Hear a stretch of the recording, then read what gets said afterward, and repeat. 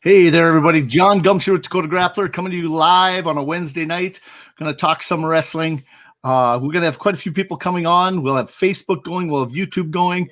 Got some links out. This is a little late, but we have two great guests tonight. Got Bill Holtan, my right-hand man. And then we have the legend, I call him. And this is actually Bert Gums, my dad, who has got quite the background when it comes to wrestling. Love visiting wrestling with him. His knowledge goes back much farther than mine, and we're going to throw a few names out there, surprise a few people probably tonight. But I've always wanted to put him on record, usually, and this is a good way to do it. Put him on the spot, and it makes good history. You just start putting stuff out there. But again, I want to introduce myself. I am John Gums. I am the owner and editor of Dakota Grappler. Been a fan of wrestling as long as I can remember. Of my 50 years of life, probably 48 or 49 of them I've been around the mat, and probably all 50 actually. But love the sport to death, here to promote it, and that's been my main goal since I started doing this back in 1999 with Dakota Grappler. So you name it, let's just have a good time tonight. We got Bill here. I'll have him introduce himself, and then I'll have Bert introduce himself. So the next, Bill, let's hear what you want to say real quick. Oh, just happy to be here. Bill Holtan from Central North Dakota. Just trying to stay warm, and I'm probably going to be hopefully a fly on the wall tonight. I'm looking for a lot of knowledge getting dropped by the Gums. And then we have Bert on the far side. Some people know him as Hilbert. That's his real name, but Bert Gums. One of the things that I remember as an early age, kids, other teams, your dad looks so mean. And so and he had one of these growls on his face that you didn't want to be on the opposite side of him sometimes. But I'll let him introduce himself. This is Bert Gums. Glad to know you out there. Bert Gums, wrestling coach at Garrison is where I started out there 6 years, and then back to my alma mater, my native Napoleon, for some time. And I guess my start was in Garrison right out of college. And to give you some background, at that time, wrestling coaches were hard to get. And that's how I got started. I didn't have all that much experience, some high school experience and college experience, but I was not somebody that you'd read about in the newspapers going to the Olympics. That's for sure. So anyway, my start was in Garrison, and they had never won a wrestling match, so it was a very good place to start. The only way to go was up. So we had a nice little start. We had a nice grouping of farm kids around there, and I got them out to wrestle, and they did me proud. They excelled quickly, and as a result, we became one of the better teams in the state for some time. Okay, I got a quick question for you right away. Now, your start in wrestling, when was the first time you saw a wrestling mat, and where were you at, and how old were you? I was a sophomore in high school, and it was a funny thing because I was going into the lunch line, and the Phi teacher came up, and which you got to know as Don Limnus, wrestling coach at Valley City State, and he was also the started out just teaching in Napoleon, and he comes up to me and he says, "What do you weigh?" And I said, "I don't know, about 155." He said, "You're just what I need. Come in here once." So he weighed me. So I weighed me, and I weighed about that, about 150. Well, we need a 154 pounder. Not 2 weeks of practice or anything. We got Lisbon coming up, and you're wrestling Saturday. I walked in there. I had seen wrestling, of course. I'd watched it, but I remember the very first time I saw wrestling in Napoleon. I used to go to religion classes on a Saturday, and so my dad dropped me off religion classes. That was over with, and I hurried up to the school because I heard Napoleon's wrestling St. Mary's of Bismarck. And at that time, of course, when I was in high school, we were all the same division. There weren't that many schools yet. And Tell us what year that was. What? Tell us what year that was about. About 1962. And anyway, we wrestled Lisbon, and to scare me off right away, they said the guy that you're going to wrestle, he's a held over senior, and whether that was true or not, I don't know. But he's supposed to be 19 years old. His name is Elijah. Last name was Elijah, and Elijah sounded tough enough. And then he was apparently old, they said. But anyway, there's been Elijahs in Lisbon since that have wrestled there, and I don't know if they're related. I assume they probably are. There aren't that many Elijahs around that I know of, anyway. So I went out there, and I got through the first period, and then got pinned in the second period sometime. Whatever it was, I don't remember the time, but I got pinned. And that proceeded on. That next match I got pinned, and the third match I got pinned, and so on.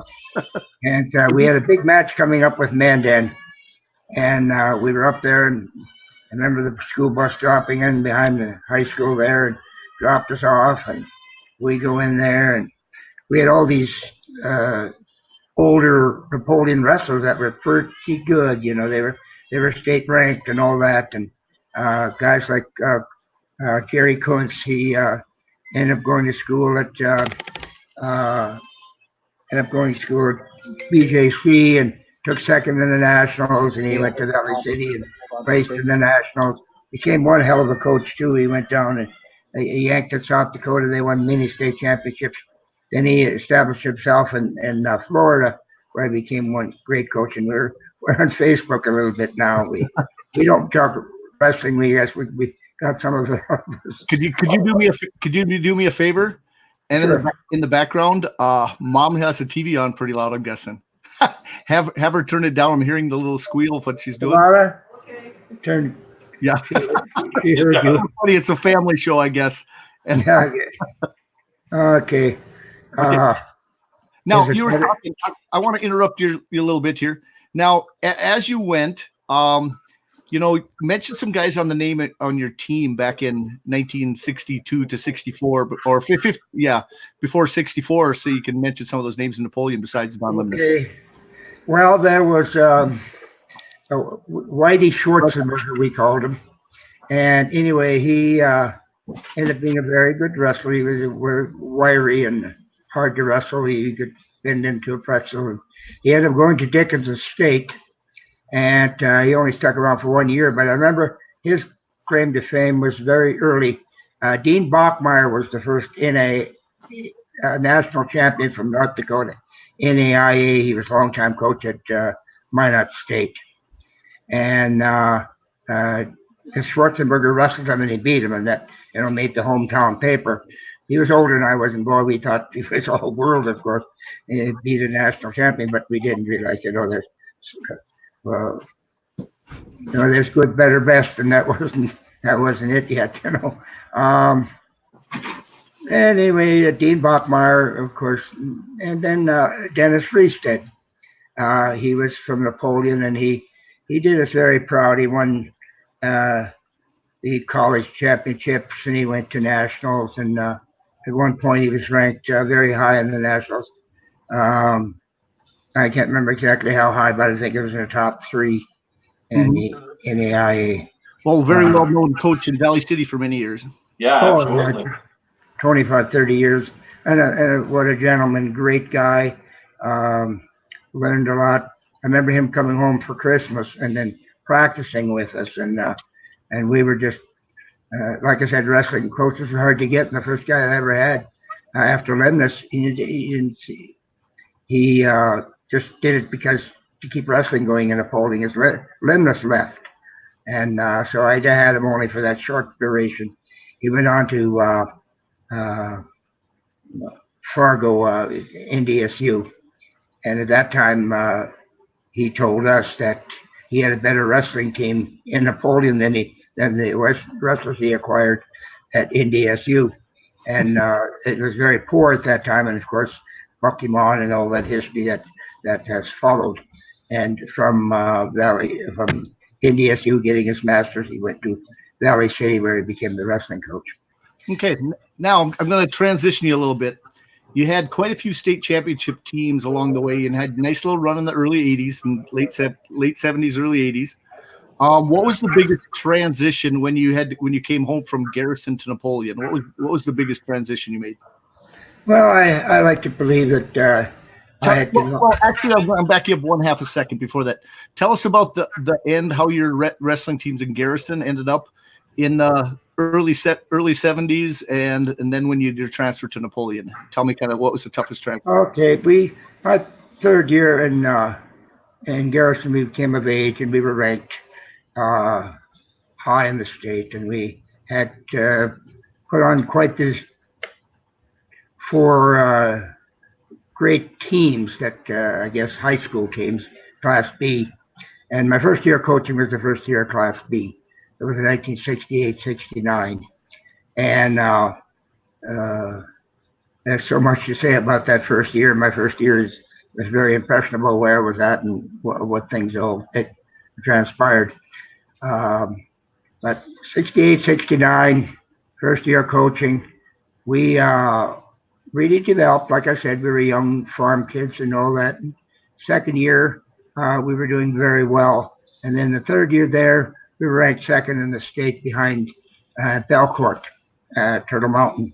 And the Schlager boys, they were both coaches. One was coached at Minot High, and the other was coached at Turtle Mountain now. That time it was called Belcourt, Turtle Mountain. And anyway, something that hadn't happened, that both brothers won state championships. The one in Minot and the one at Belcourt. And much to my, we had an awful state tournament.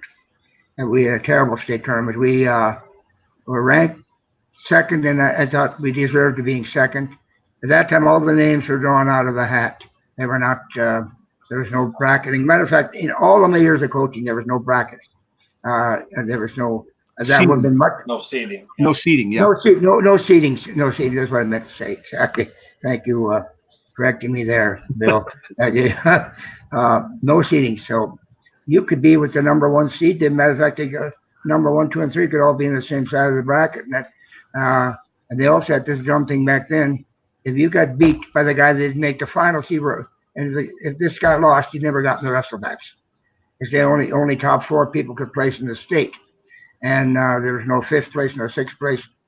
And even state trophy-wise, they only gave 3. And that year I wanted a state trophy so bad to take back to Garrison. And we ended up 4th, one behind where you take the hardware home. And so I had all the meetings, and Frank Fish and so forth became Class B later on. And we all pushed for things in Class B wrestling that later ascended itself into reality, whether it was 5th and 6th place. And then eventually, that was never in my years of coaching, that we went down to 7th and 8th. And that would have really helped us in Garrison that year, because we had a lot of good people. They weren't probably 1st or 2nd or belonged in the top 4, but they were easily 5th or 6th or 7th or 8th. We'd have placed the whole team, but they didn't score any points. And we ended up 4th place, which is no slouch, but when you expect 2nd, that's a letdown. So I leave for a year. I would go to graduate school and I come back, and it had a lesser team that finished 4th, and we got some hardware to take back to Garrison, and that was just nice. It's still standing there today, and Garrison never got very many of them. And anyway, I'm hogging the program, and I moved on to Napoleon, and I could name you names until the show was over with. And if you have any specific questions, please ask. Definitely. No, I just like listening to the history, because some of that history is lost. Without talking to the coaches, I want to get Frank Fish on here. I want to get some of the older coaches who have been around forever, not only just to throw names out there, but to secure some of the history. Once this gets online, it'll stay forever. It's one of those things that, we used to have people that wrote a lot of stuff down. I give, like, for an example, Dennis Freestead. He kept every state tournament booklet, and that's one thing. If I had a chance, whoever's got them, I wouldn't mind seeing them all, because you should make those on copy. I don't think even the High School Activities Association has them all. Things like that. There's a few wrestling moms out there that have them all. Yeah. But here's what's interesting. You go back to before the official state wrestling tournaments, I ended up finding one that nobody had a contact of, and that was from basically the guy that owned Harlow Buses, but it was out of Rugby. He said he found it in his dresser drawer from before the state tournaments even started. The first roasted. He showed it to me, and it was 1959, and I recognized the names on there because there was some people that it was just an open state tournament. There's no qualifier. Yep. So guys came in with a 0-2 record or 1-2 record or whatever. And they were in the state tournament, and there was one guy from Napoleon that won't mention names, but he. Well, I guess I could. He said it as a joke, he was at the state tournament, and his son ended up being a real good wrestler for Napoleon. Last name was Braun, as they probably pronounce it today. Yes, Dickinson. I talked to him almost every tournament possible. Love the guy. I'm gonna get him on. He's another guy too. He's been coaching for 40 years now. He said whatever it is, it's like that. It's amazing. And I asked him if he still wrestles, and he puts the shoes on and gets out there. So. And man, I talked to him just at the Rotary Wrestling Tournament. Really great guy. So thanks for that comment out there. Yes, I got a couple questions for you, but I'll let you take a breath. Bill and I will visit for a second. Bill, how's your week been? It's been pretty good. I've not been as much wrestling stuff to follow this week. I've gotten a few other things done and just trying to stay warm and get some work done. But that's kind of been how it's been going so far. Well, good, because we got a big duel coming up Thursday. We are supposed to have Turtle Mountain. Century does Turtle Mountain and St. Mary's, but Turtle Mountain bailed with the weather, and so we'll just have St. Mary's. Oh. And there is some inside knowledge I have, but I can't give any knowledge. Century, it's going to be a closer duel than what people think, because Century's got a couple injuries, and so until the weigh-ins tomorrow, St. Mary's, if somebody's watching, could be in surprise.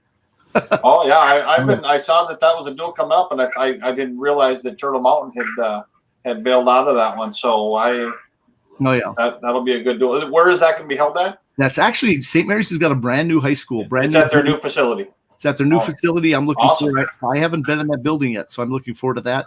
That's tomorrow night. Weigh-ins are at 5, so I'm guessing JV will start at 6 o'clock, varsity at 7. So people that are out there, it'll be good. I know that there'll be several duels going across the state as the week goes, and also we could talk about what's happening in college this weekend. Yeah, well, one interesting one, just kind of going back to what Bert brought up, the duel that's going on this week and on the Class B side is Lisbon and Napoleon. Yep. So they're maybe you should go, Bert. I don't know. That's the one thing about my condition. It's off and on a little bit, and breathing and all that. Getting out in the cold air. Oh, this cold air is it's really tough. Well, I tell you what, Lisbon's going to make short order of Napoleon, but I tell you what, there could be there'll be some pretty good matchups. I think that the final team score is going to be obviously one-sided, but that will be some good matchups in there. A couple other Class B ones. Central Cass will be at Rugby, and then they'll be staying up in Rugby for the Rugby tournament. Right. And I think that Rugby tournament maybe is 23, 25 teams. So that's a pretty well-loaded tournament. Carrington is not there this year. They're at the Lisbon tournament. But that, over the years, that's been, as far as, what we've seen, when we were going to that tournament, that was always really some of our toughest matchups. But Napoleon's there, Pembina County North is there, Turtle Mountain is there. It's a good warm up for what's happening.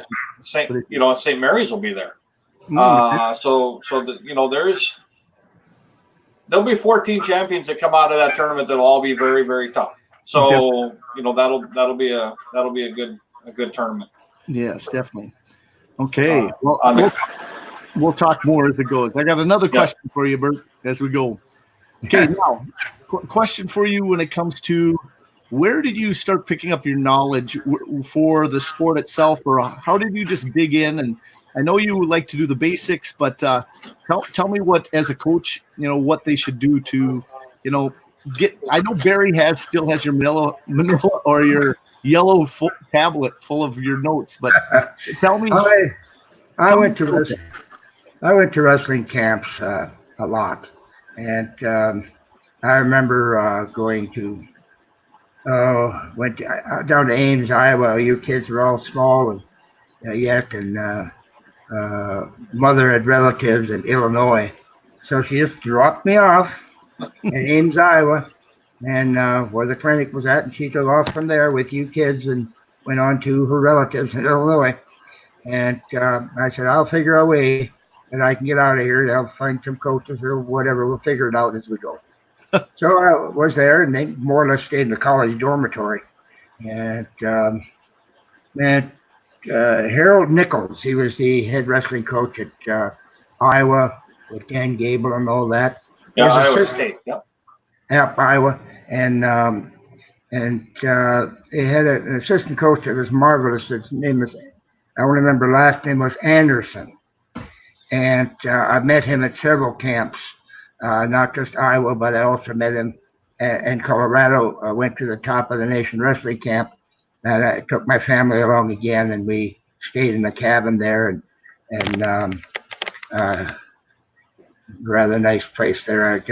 Name escapes me, but I'll think about it. But it's a beautiful place, and we had such a wide assortment of coaches there. We had the Navy coach there, and he taught me something that I still remember to this day. It was a sort of drag that they used, and he said that his kid won a national championship for that, and I believed him, and so I thought that was great. And well, that's how you learn, little by little. You learn from other coaches, you steal from them, and you make it into. The most important thing I found is I would try to put it in the repertoire that it all fit together, not just a move here and there, but go from this move to that move. This lends itself to that, and that lends itself to this. If this doesn't work, this is open. That it has a continuity to it, and I'd have to write it down on paper because I'm not that smart. So I'd write it down and go over it with kids and again and again and again. Rote memory and muscle memory and that type of thing. You can't be. You got to know it when you're there. So that's about. As a coach, where did you think your toughest position was for your wrestlers? Were you known for a certain move series? Well, we developed different ones as time went on. I know I used to watch Lisbon wrestling as an example. Storehog always come up with a new wrinkle, and I tried to too. Whether it was our crossface series, we'd like to control the arms a lot when I was coaching. You can't do much without arms, and so we used chicken wings, and we used double chicken wings, and I don't even know some of the stuff is still legal that we used.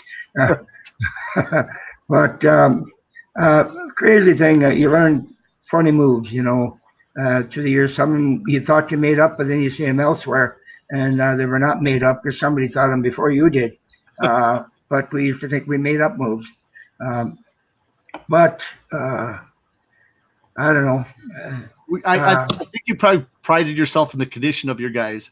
We did that. We used to always run before practice and all the time, and that was with the similar gymnasiums in Garrison and Napoleon. You'd run and you go up the stairs, down the stairs. You'd run up the stairs, down the stairs, and that rotation, they'd make. When they were running, they actually produced air. You could stand there, you could feel it like a fan, one after the other running by. And we used to have up to 30 kids out for wrestling years ago, but the school's way too small to have anything like that today. If they get a half a dozen or a dozen, I should say, nowadays, it seems very hard. I've always been the type of guy I'll talk wrestling to anybody that will listen, and I'm ready to listen to somebody else. Yeah, well, definitely. Now, tell me about the coachings. I remember the duels, going to Lisbon, going to Carrington, being on the road. Who are some of your main rivals? Let's first talk about who are the rivals in Garrison first, and then who are your main rivals when you were in Napoleon? Well, Garrison definitely was Turtle Lake. They had wrestling and they had a very accomplished team. Costa Lucky was their first coach, and he was out of Dickinson. And he was a no-nonsense, also football, helping out in football. And I remember I got to Garrison, and we didn't have the coach had left. He didn't leave me a schedule, so I just a skeleton. So I had to run around and find matches. So I went to Turtle Lake, and the school they had there reminded me more of an old sales barn. I went in there, and the coach, he looks at me, and he don't think he thought very much of me. He stuck his feet up on the desk and kind of leaned back on the chair. Said, yeah, we can find you a match. He said, I'd like 2 matches. Yeah, maybe we can squeeze you in. I don't know why he wanted to be that way, but I eventually got 2 matches out of him. And so it went. We found matches. So the big thing I talked about to my kids was, we're going to wrestling Turtle Lake. We're going to wrestling Turtle Lake. And he said, you got one good kid coming back, and this Frank boy. I got there, and there was Frank, and it was all basketball. That school was all basketball. And they joke at me, the basketball coach. I didn't know who were going to remember us, as you start teaching there. And this guy, 6'9", walks by me, and the basketball coach said, there goes one of your wrestlers. He had looked like the neck of a giraffe. He was really tall. And of course, he wasn't a wrestler, 6'9". Matter of fact, he wasn't even a basketball player. They had a 6'9" kid. If they'd have got him out yet, it would really been something. I like all sports. I like basketball. So I'd watch it, and they had good teams, that type of thing. But the Turtle Lake was it, and sure enough, here we got around the first duel. My God, the duel was close. And we'd win matches. They couldn't believe it. We'd win another match, and we beat them. We got the biggest upset that they could imagine. Us beating them, and the year before it was like 39-6 and whatever, Garrison had never won a duel. And we won our first 4 though when I was there, and we beat Stanley and places like that. We had bragging rights because Stanley at that time was still Class A, and then we went over to Tioga. They were still Class A at the time. The early late 60s, there were a lot of teams that were Class A that no longer are or worked for very long, like Mott and Bowman and Hedinger, and some of them competed very well in Class A and basketball and so on. But anyway, Turtle Lake was it, and then later it became St. Mary's in New England, and there were others, of course, in Napoleon. It was always Lisbon. It was always Lisbon to be our big match in Carrington, and when Carrington turned into Class B,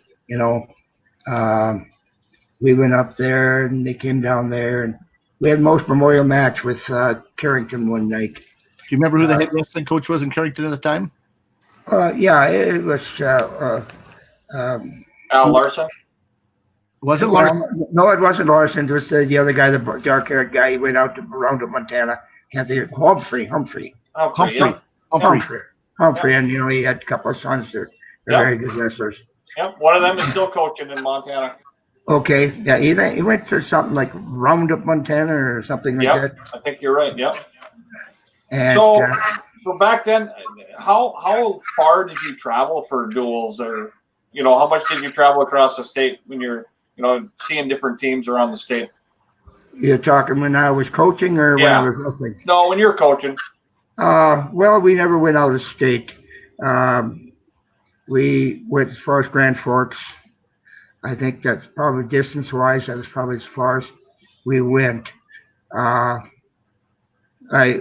course, we always went into Salem, and when I was in Garrison, we'd go to Hedinger, and we made history there one time going to Hedinger tournament. I had 2 boys that upset 2 state champions from the year before in the semis when I was in Garrison, and that was not Jerry Milhoff that beat Bill Sennett. He was a state champion for Minot High, and they had a dynasty going back then with Cole Strike. He was coach there, and they had that teacher strike, and they got fired, the head coach and the assistant coach. Oh, Assistant. that's where Cold Strike disappeared. It was that teacher strike. Yeah, he went down to Arizona, sunny side Arizona, and he became a fabulous coach there. And the other one was the longtime Grand Doherty, not Doherty, but longtime Grand Forks coach. Was assistant coach there at Minot. He was also head coach at St. Mary's of Bismarck when I was still wrestling. And what was this coach? He's passed away. You'd remember him. The only Grand Forks coaches I could think of was Ames. It was the only one Ames and Hennessy. Dwayne Hennessy, yeah. Yeah, it was Dwayne Hennessy, yeah. Ames and Hennessy, they were co-head there for quite a while. Yeah, right. And of course, Ames, you know him well. John used to wrestle his movie. Oh, you wrestled? Oh, Vince. Vic. Yep, Vince. Yep, Vic Ames. Yep. And that was everywhere from growing up years, you know, and when we were doing kids wrestling, and finally John outgrew some of them guys. Like he used to wrestle the Anderson from Lisbon all the time. Anderson, yep. Him and his dad, we were good friends. He was a long-time referee, and he would drop his kid off at my place, and it only happened once, I guess. I took him to a camp up in Garrison. I was one of the clinicians up there in Garrison. Was out there at the Y camp, and we had talked. That's where I got the love of Iowa. We had Lou and Bannock. We had top grade wrestlers there. We had guys, the Bannock brothers, and you name it. We had really great coaches. The Bannocks became good friends with them, and I had an old van that some of my coach's friends, they went to the Nationals, and they saw the Bannocks down there. And matter of fact, the Mandan coach, Mellon, they took his gloves. Oh, he couldn't find his gloves. And they said the Bannock boys took them. The Bannock boys have them. And he said, no, come on, guys, it's getting too much. And I want my gloves back, you know, finally getting serious, you know, after a day or two. They didn't have his gloves. They didn't know what happened to him, but they kept teasing him that the Bannocks had them. So here we go from Garrison, where the camp was at. And they drove my van, the Bannocks did. And there were all these coaches along, the coach from Center and the coach from Bismarck High. And so we had all these coaches packed in my van.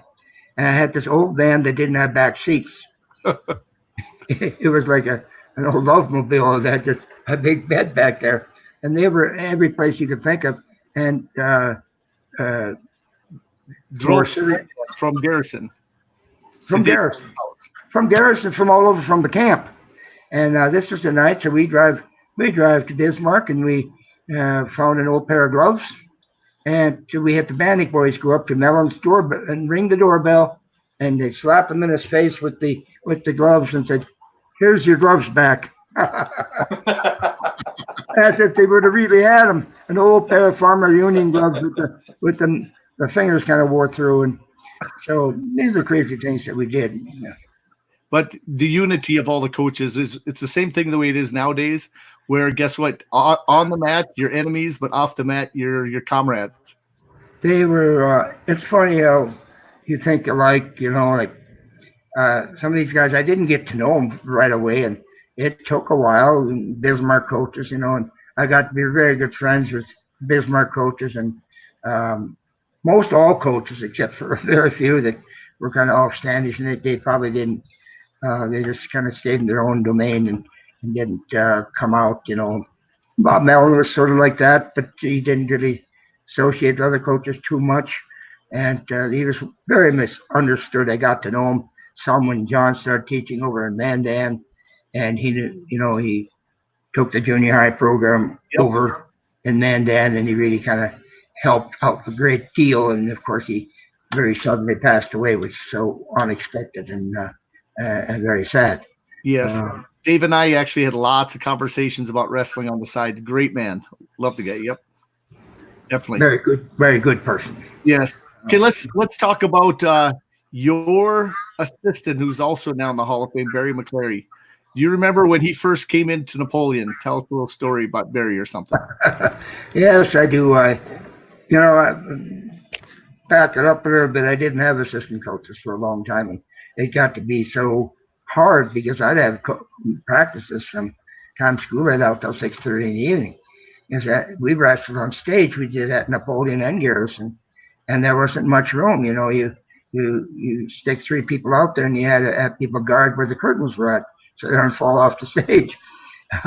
And we did that forever. We had practice on stage. To become state champions wrestling on a stage, I said, well, we're used to it. We're always on stage, kind of like you're out there performing on stage.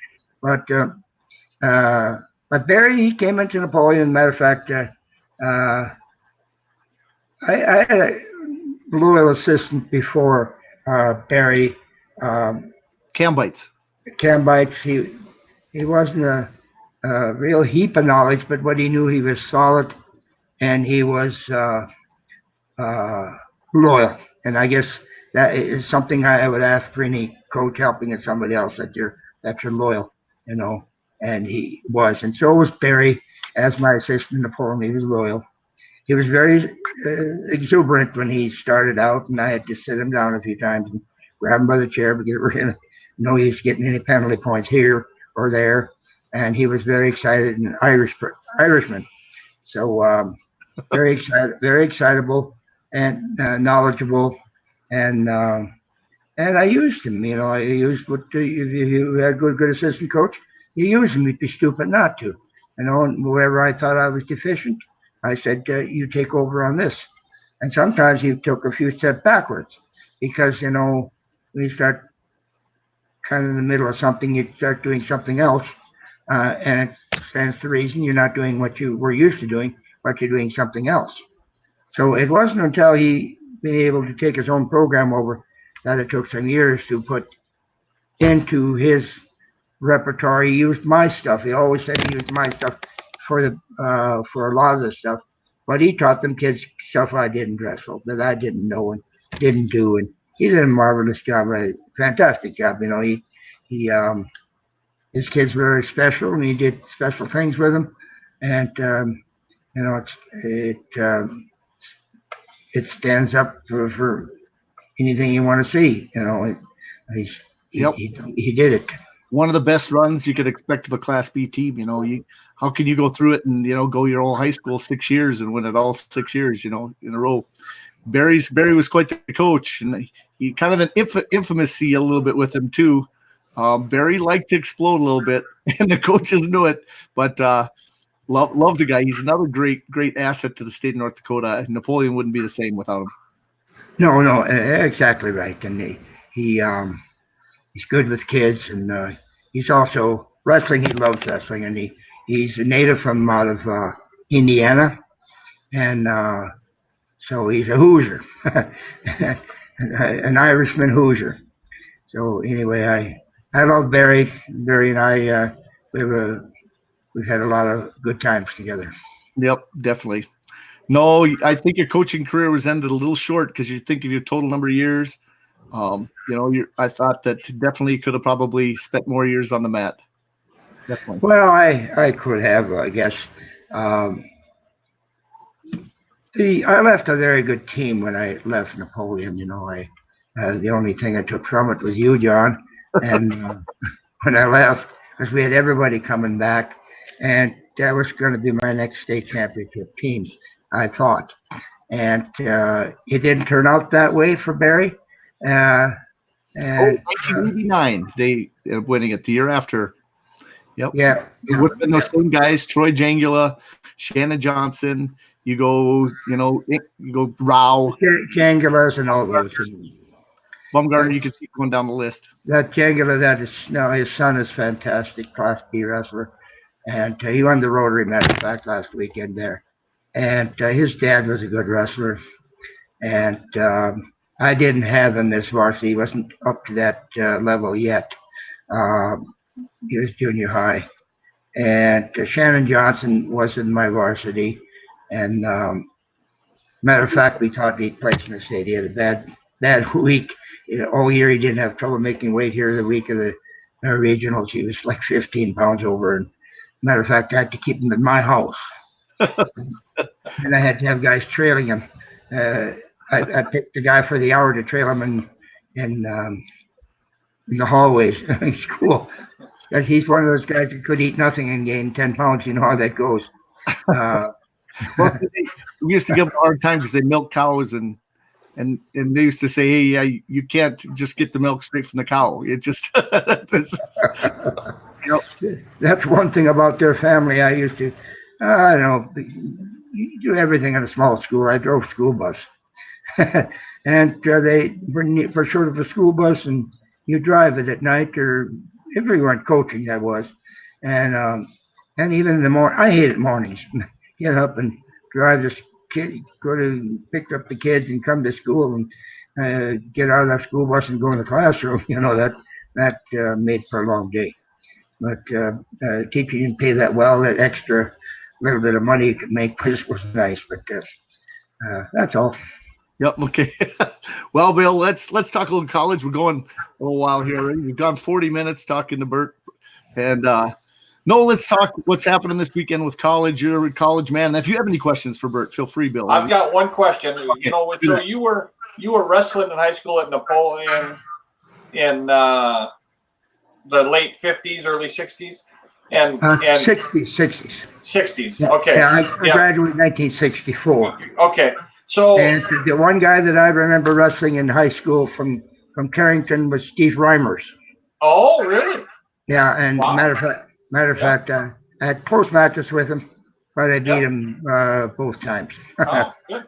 Yeah. Well, my high school coach was Lynn Forty, and obviously you knew Lynn, through the coaching years. But he was a high school wrestler in North Dakota too. Wrestled at Minot Ryan at the time, and then ended up going to NDSU. So, did you see him in high school also? I mean, it would have been close there. Yes, I did, and I also watched them at NDSU. The year they had the nationals, and I can't remember if they won it or were right top, or close to the top. There was a Bakersfield, California, and NDSU. They were, I think we won it. I remember there was a very funny match where Bakersfield had this one wrestler that, for stalling toward the end of the match, got disqualified. And you almost never see it. A disqualification, and NDSU had then the points to win, and I think they won it. Oh, wow. Yeah. Wow. Yeah. Interesting. No, definitely. Phil Reimetz was the referee. Oh, really? Yeah. Which we're not going to say anything more about that. Yeah. So, well, that's great. Yeah, that's good. I was just I was thinking about the years. I remember we used to go up and we would practice some up at NDSU, and I remember looking up at that All-American board, and Lynn's name was up there, and I was thinking it was that would have been the mid 60s. So I figured you guys must have crossed paths in high school too, as well as obviously coaching. But. Yeah, that's where I was saying. I guess I didn't quite finish the story there in Dickinson when I had a Walsh kid that didn't beat another one of their good wrestlers, Esslinger. Esslinger was a state champion for Minot. And as a consequence of them winning, then in the finals, we met Bismarck High kids.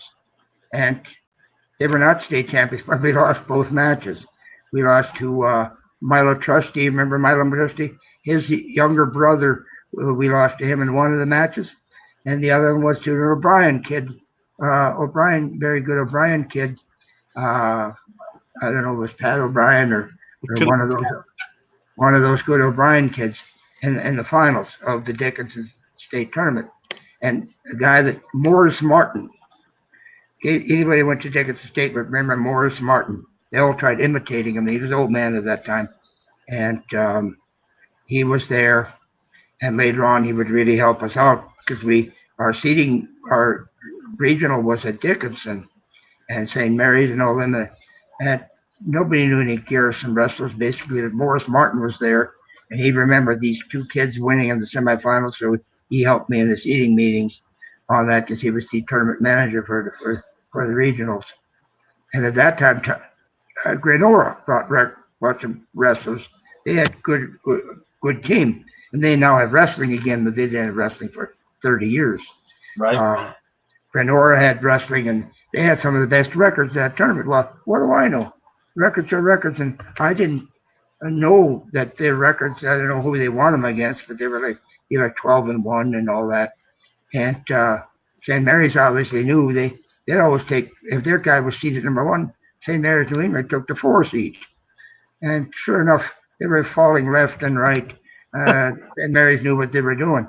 Because I didn't know I was getting screwed by not taking the fighting for that number, whatever seed, and 3 or 4. We'll take yeah, the 4. I'll take 4 right away if Grenora is number 1. And we met one Grenora kid in the finals. I remember Bill Boger at that time, it was the 95-pound class. And we met in the finals and all that stuff. And we ended up taking 5 guys to the state. This was the first year, Class B wrestling. And it was in Minot. And we fought to have our own state tournament. They were so Minot High had a dynasty going. And that year that we beat 2 Minot High kids, semifinals, Bismarck tied them in the match. And that broke their consecutive win streak of winning duels, not duels, but tournaments. And it broke their record. And we were part of it in Garrison. Well, okay. Neat. Well, I would. You want to talk a little bit of college wrestling? I guess I can throw a little bit about what's coming up here in the future this next weekend. On Friday night, Minot State will be traveling to Moorhead. No, I'm sorry. That's at Moorhead. Minot State will be traveling to Moorhead for a duel. So there'll be a lot of North Dakota flavor there. You got probably have 3 starters in the lineup at Moorhead State from North Dakota. Mm-hmm. Obviously, Mason Schultz at 141, heavyweight, and then I think at 97. I think are all North Dakota high school wrestlers. And then Friday night, Upper Iowa will be at Northern State. So that will be a really tough duel for Northern State, I think. Upper Iowa looks pretty good. And then on Saturday, University of Mary will be traveling down to Aberdeen. So Northern will have 2 home duels on Friday and Saturday against 2 tough NSIC opponents. Mm-hmm. How is Northern this year? They're ranked number 17 in the country. They are looking pretty good most of the time. They had kind of a tough weekend last weekend. Got a couple injuries that are in the lineup right now, so I don't know how it'll look this weekend. But they're, 5 years ago the program was cut, so they've got a handful. I think they've got a 133 pounder that's ranked. I don't know. He was 8th, I think, at one point. I'm not sure where he's at right now. They got a 157 pounder that's ranked in the top 12 in the country. They've got a 184 pounder that's ranked in a couple different ranking sites. So that's that helps them. They have a real scrappy 125 pounder from Rapid City that's a true freshman, but he's battling every night. 141, they've got a kid that's, I mentioned the last time, Kenny Jones is a California kid that is in his last year at Northern.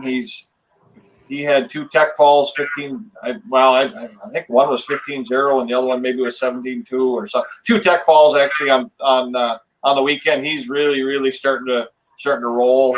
I think he's kind of finding his own at a new weight class. So that's, he's just a great kid. He's a Northern California kid, and I doubt that he'll ever leave the state of South Dakota again. He just loves the Dakotas. He's an outdoorsman, loves to hunt, loves to fish. I was down there here this winter, and I asked, and Billy's, and him and Billy are real close. And I said, well, where's Kenny? He said, he's ice fishing. That's, it's Sunday. We don't have practice. He's ice fishing. So, and it just a really a great kid, and so I'm really happy to see him having some real good. And actually, he's battled injury quite a bit through his career, and him and Tate Barnhart had some real good battles a couple of years ago. They're at the same weight class. They kind of went back and forth, and then then Tate progressed a little bit more and got ahead of him. So, but this year Kenny's up a weight class at 141. 149, actually, we've got Northern has a guy that's ranked maybe 7th or 8th in the country. Caden Moore. Is Tate, what weight was he?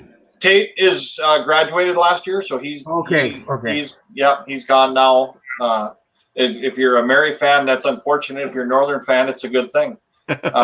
Tate, is just a great kid and battled so hard and fought every match. He was really fun to watch.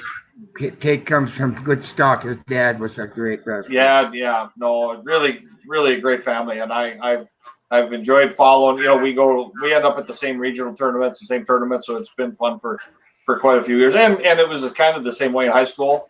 We'd show up at the same tournaments, and we were never the same size, so wasn't like we were wrestling each other. But so yeah, Northern looks, it's a pretty good team. And Rocky Burkett took the program over. I think there were 7 guys in the room, and last week there was 30 or so. Maybe more than 30. But great job. But changing gears a little bit. Jamestown College. It's got girls wrestling. They still have it? Yes. Yeah. One of the best programs in the country, honestly. Where do they all wrestle? The one thing about the women's tournament or programs is there's not a lot of duels. So they have had a few duels, but they end up going to tournaments around the country. I did know this weekend there was the national duel tournaments, which was kind of a multi-divisional. So there was NAIA, Division 1, or no Division 1, Division 2, Division 3, and both men's and women's. But I did see that the Jamestown women were not there, and I think they have been in the past. So they've got, I think they've got a couple women this year that are probably in the running to fight to make the Olympic team. I think they have at least 2 that are qualified for the trials right now, including their coach. So they're wow. Yeah, it's really a good program. We don't get to see them enough. I know that I did make it down to one duel in November, and they look pretty good. And it's really it's a good brand of wrestling. And these women they really love the sport. And we had Terry Steiner on, and I remember I talked to Jeff Schumacher one time. Jeff and I and Billy got in the car and we drove together down to Northern Plains. It was just the 3 of us, and I talked about the time to spend, however many hours it was driving to Cedar Falls, Iowa, just to pick Jeff's brain, and he is to me one of the most knowledgeable guys we've got. And he had spent a little time with Terry and had brought him on to work a couple camps, and I asked him at that time, and this is quite a few years ago now, how he felt about the women's program and what he saw different in the women than the guys. And he said he thought that the women as a whole were way more passionate about the sport and learning than he saw in a lot of the men. So that was, I always remember that when he told me that, and I go out and watch these girls, and I can see it. So it's fun to see him down there. It seems like whenever I look to see if I'm able to go to try to catch a match, and there'll be a Northern match or something at the same time. So I fight a little bit, trying to see as many of those matches as I would like. But they do have a national tournament in Jamestown in March. So Yeah, and it is actually also a qualifier for the Olympic trials. Wow. So there's some pretty good women athletes that'll be coming to Jamestown at that time of the year. So, See if I could make that. That'd be interesting. Yeah. I find more, and actually, you know, the women's program at Jamestown is getting more notoriety and has had a little higher level of success than the men's program has. So.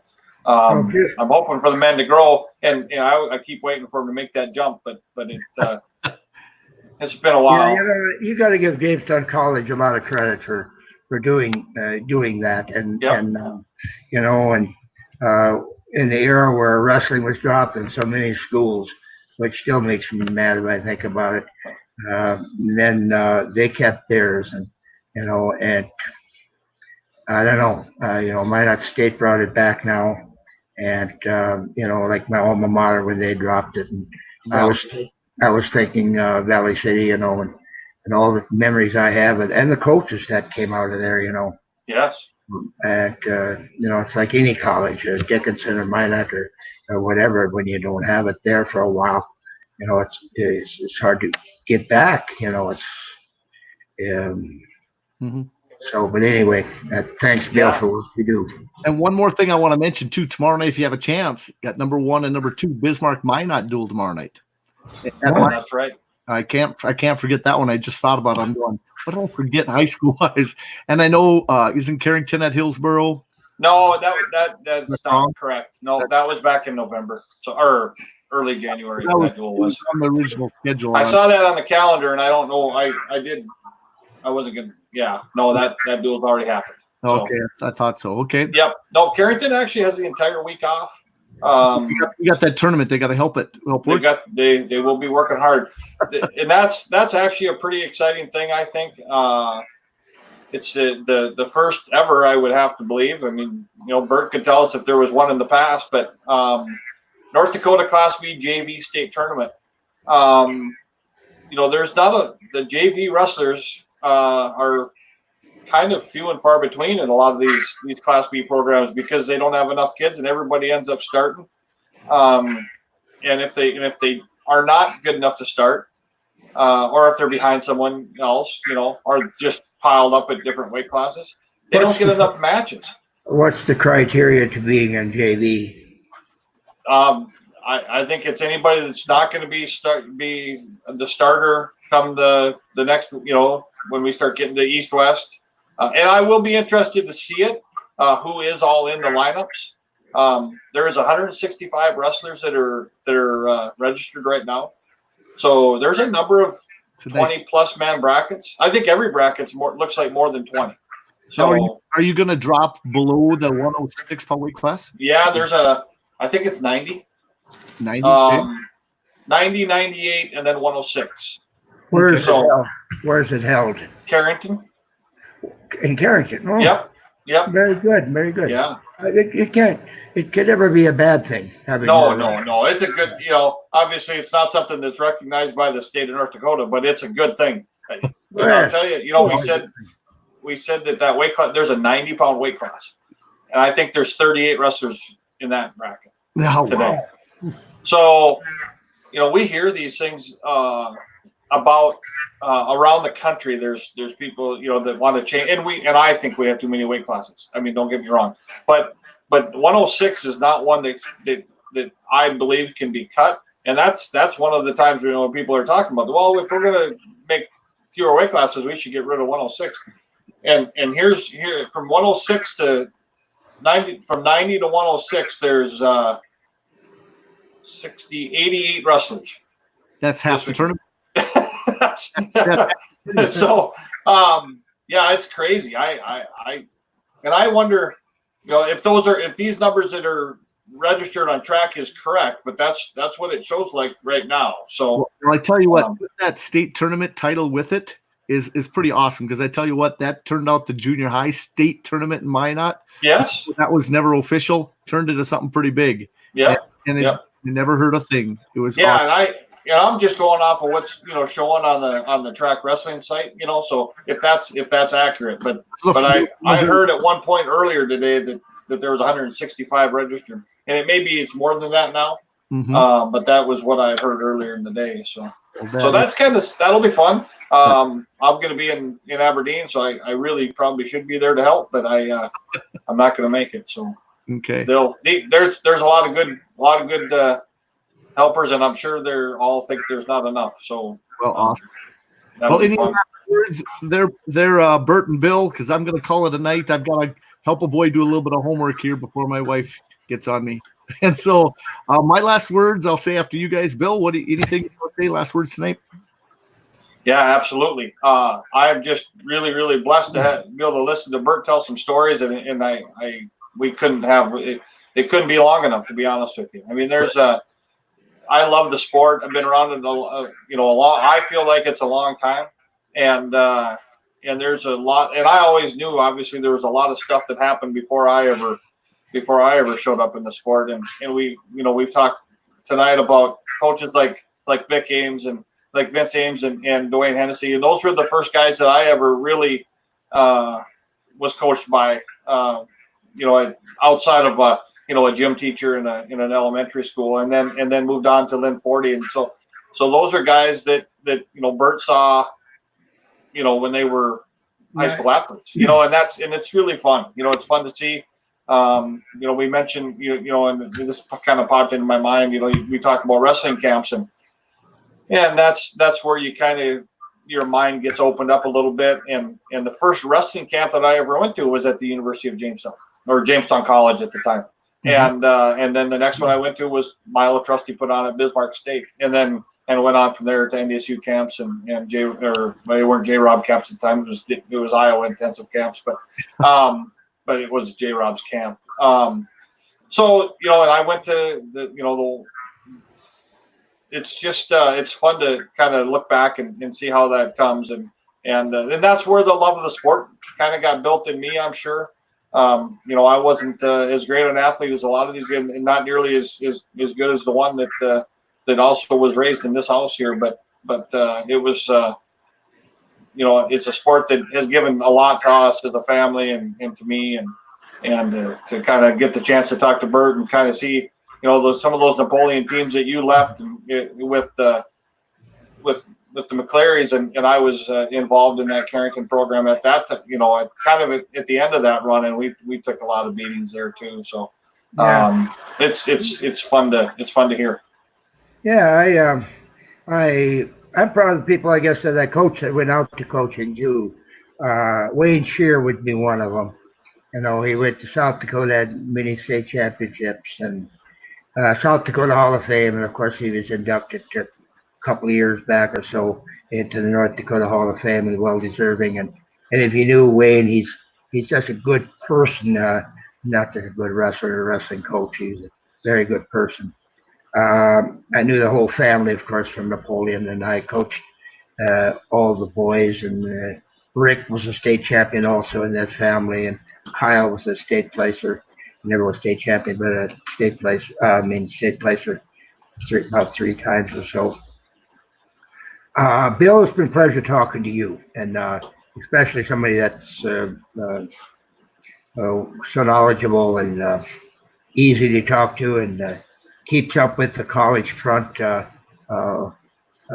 It's very interesting to see and follow the careers of some of our high school coaches. Our high school wrestlers, and see how they do in college.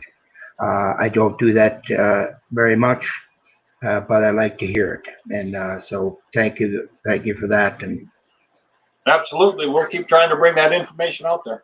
Oh yeah, Bill and I have made a commitment. We're, as much as Bill can get on, I'll get on too. In fact, I haven't told him this, but if he ever texts me and says you want to get on, I would do it almost any time if I'm available too. If Bill, you have a wild hair sometime and just want to get on, text me. We'll get on. But you can see, honestly, how I fell in love with the sport. Pretty easy. You just look to the right, and you have somebody you idolize and somebody you really grew up with the sport, and it's built within you from when you're born. It's something that you just, once a wrestler, always a wrestler. you know how cool it is to be belong to such a tight knit group of guys, and a sport that you'll never forget. It's just how it is, and I love hearing the names. I love hearing the history. My head needs to be filled with more of that knowledge because I don't have it all by any means. I'd like to mention one more thing. I know it's a lot easier getting into kids tournaments than it used to be, and I would look around all over, where I could get, because I was selfish in my respect. I was thinking of John, where I could take him to go to a wrestling tournament, or anybody that wanted to go. I would take carloads. Oftentimes, I would take a van. I had that same old van I'm telling you about. I'd fill it up with kids and go to Grand Forks and charge them $3 a piece, just to try to defray some of the expenses. I'd get a room and pack them all into one or two rooms. That's all I could afford, and it was fun. Go to Grand Forks tournament. Sometimes some of these kids, it's the first time they had ever been out of town. Really, they Grand Forks or Minot or anything like that. They were some of these are farm boys that worked hard and they never saw the big city. Yeah. It was wonderful, And is Steve Reimer still around? Do you know? No, Steve passed a few years ago. Oh, that's sad to hear. Sad to hear. Okay. All right. Well. Nope. I've got fond memories of those trips where we'd sit side by side and we'd have, honestly, a van that is a 2-seat van and a bed in the back. We have 16 people in the van, and we'd drive all the way up there to Minot or something, and we became very close friends. We got some great memories. One time, my drive shaft went out in that van. It was right by Wilton, and boom, it falls on the ground. And I have a friend there in Bismarck that I knew did mechanic work, and I didn't know what to do. I went into somebody give me a ride into Wilton, what's open but the bar. So I go in there and I call home, and a guy says, well, my brother knows the bar there at Wilton, and he can probably help you. Whatever. So I called Bob Bakken, and he was a friend of mine in high school, still my good friend today. And I called him, and he said, I might have one hanging. He said, I might have one hanging in my garage. and 1, 2, 3, he came from Bismarck up to Wilton, got underneath the vehicle, and just like that, he had it in there. It was a knuckle for my drive shaft. It just completely fell out. Two wrestlers. Yeah, and they start coming out of there. Cedarstrom came too as we were there. Cedarstrom, he had these wrestlers, a Bismarck guy, and he stopped and he could help us. And they started coming out of that little van. They thought it was a circus van. They never kept coming out of my little van like they were going around in circles. But it was definitely illegal. And I'm not proud to say that, but that's the day before seatbelts and anything, Never had an accident. Could have been pretty bad. But we were packed in there. Oh, well, everybody on that van was better for it. And the guy that wrecked my van, I got to tell you this, was Barry McClellan. He took it to Colorado. He took Colorado, and here in South Dakota, he was coming back. He had a bull on the road. The bull's horns actually come through the windshield. It was one of those stub-nosed vans in 1959. It had the motor in the middle. The motor in the middle between the seats. Yep. And Brenda, his wife, was sitting right there. And I'm glad my daughter wasn't on Sherry in these track meets. He used to take track meets, and she'd have probably gotten killed to being right in the middle. And she'd be just sitting right in the middle. It was not really a seat; it was just sitting on the motor. And but she happened to not be along on that particular trip. But they hit up. So he calls me from here, and what should I do? Well, what can we do? I took my car down there and said, you take my car home, and I'll drive the old van home. It's still drivable, yeah. No windshield or anything. Curtains hanging out the windows as I'm driving. I stopped at a Dairy Queen, and they look at me funny. They said, why are they looking at me so funny? And I go back into my vehicle, and I look in the mirror. I had bugs all over my mustache.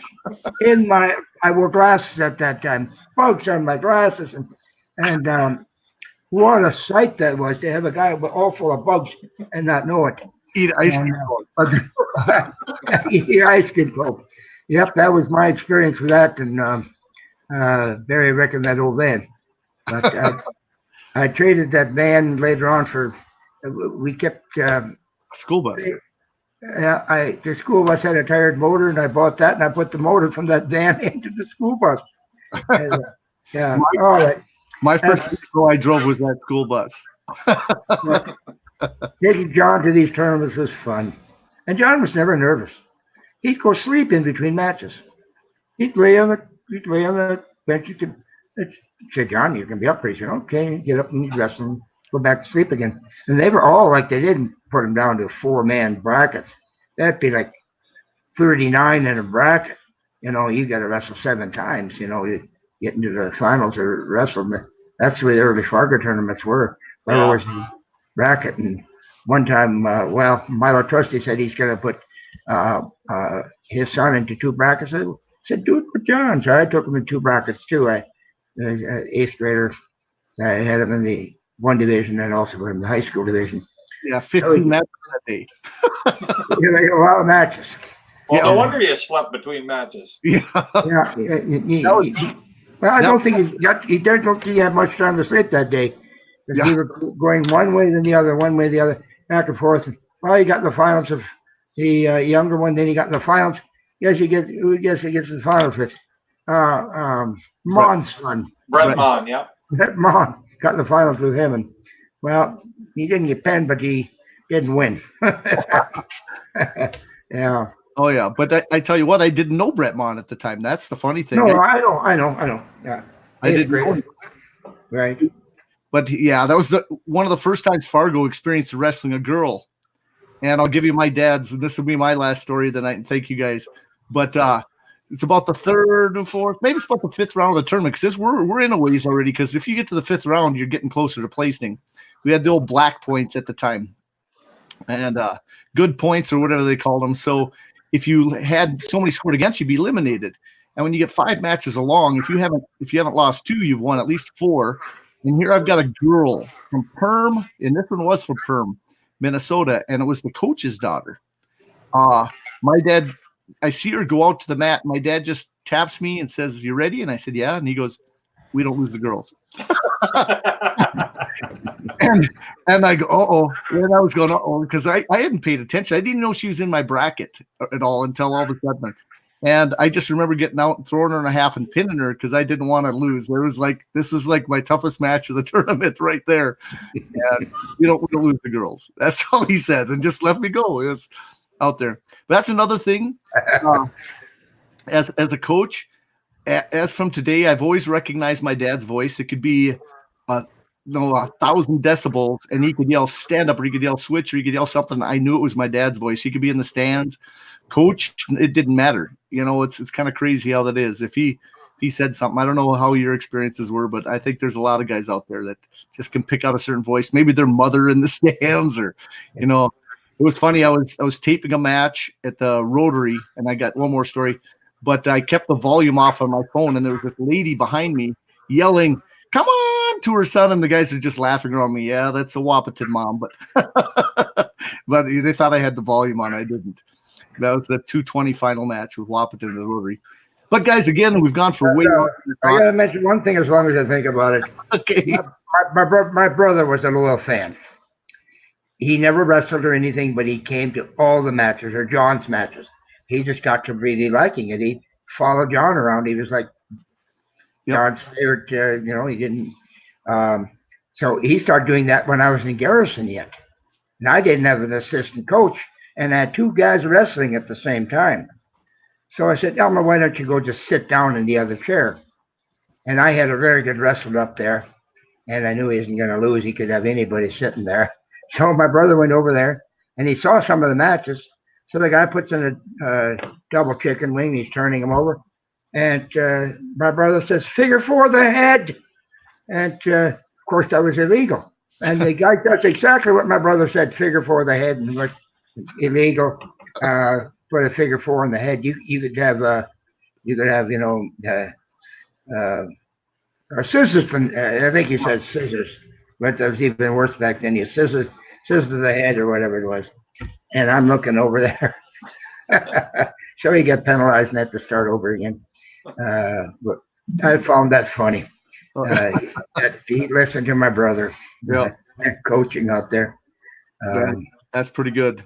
No, I know we can find stories forever. No, Bill and I have stayed on afterwards and talked for 20 minutes after we're even done here. Many a time well, talk about. When Elmer got a kick out of Napoleon, we had this wrestler by the name of Chuck. And he was a big, lanky guy, long, and he had a little bit good wrestler, but he had no trouble standing up because he had such long legs. And this crowd would start yelling, "Up, Chuck! Up, Chuck! Up, Chuck!" And when you start thinking about it, he found that very funny. My brother brought that to my attention with yelling, "Up, Chuck!" Yeah. That's pretty good. Well, guys. Okay. Gotta say goodnight. Yep. You betcha. We've had a great night again. I will have Bert on again because I just love the stories. Bill, always.